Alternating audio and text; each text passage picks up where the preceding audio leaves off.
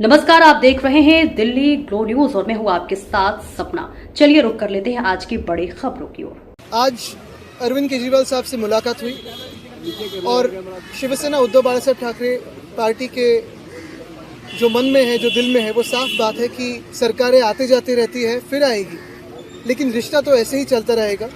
और यही कहने हम आए थे। उन्होंने जो पिछले 10 सालों में दिल्ली में जो काम किया है वो सारी जनता जानती है। ये जो चुनाव हुआ उसमें चुनाव का बहुत बड़ा हाथ था, आशीर्वाद था, और भाजपा ने चुनाव आयोग के तो आभार मानने ही ज़रूरी है।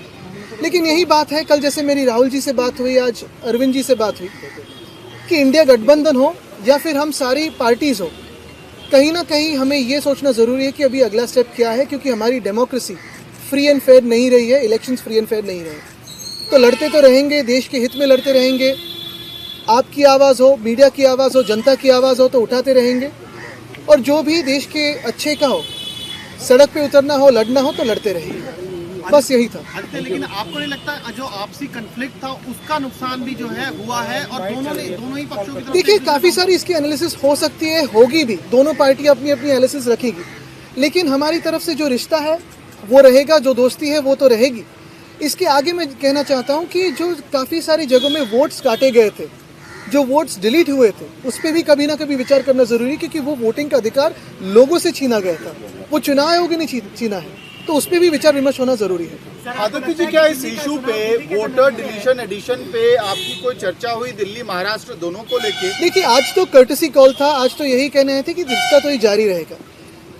जाहिर सी बात है, स्वाभाविक है कि जब हम मिलते हैं तो इस बातों पे चर्चा होती है। इसके पहले भी फ़ोन पे भी हुई थी। अभी जो फ़ोन टैपिंग करते हैं वो तो सुनते ही होंगे, तो उनको पता भी होगा कि हम शायद क्या बात कर रहे हैं।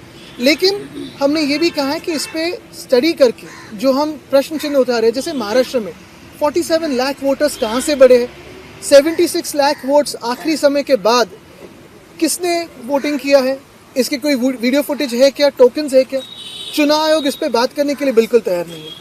और ये सारी बातें अगर आप देखें तो हरियाणा हो, उड़ीसा हो, दिल्ली हो, मध्य प्रदेश हो, महाराष्ट्र हो, सारी जगह कॉमन है। ये एक पैटर्न दिखने लगा है। तो हमारे देश में आज फ्री एंड फेयर इलेक्शंस होते नहीं है, इसी का ये सबूत है। सर, कैसे टैकल करेंगे इस सिचुएशन को? अगर आप आरोप इलेक्शन कमीशन पे लगा रहे हैं तो फिर टैकल कैसे करेंगे, क्योंकि वही मेन बॉडी है? तो टैकल करने के लिए तो हम साथ में हैं और लड़ेंगे, क्योंकि ये देश हित की बात है। देखिए, कोई भी चुनाव जीत सकता है, हार सकता है, जीत भी सकता है वापस उसके बाद में, लेकिन फ्री एंड फेयर इलेक्शंस होना जरूरी है। अभी कई चुनाव आने वाले हैं, निगम के कई चुनाव, हरियाणा में आम आदमी पार्टी लड़ रही है, आप लोग लड़ रहे हैं, क्या इसे लेकर कोई स्ट्रेटजी? बिल्कुल लड़ते रहेंगे और अपनी अपनी स्ट्रेटजी सुधारते रहेंगे। वोट कटिंग की देखिए, ये चुनाव आयोग के साथ हम चेस का गेम खेल रहे हैं। वो कोई एक तरीका अपना रहे तो हमें उसका एक उत्तर देना पड़ेगा, तो वो खेलते रहेंगे।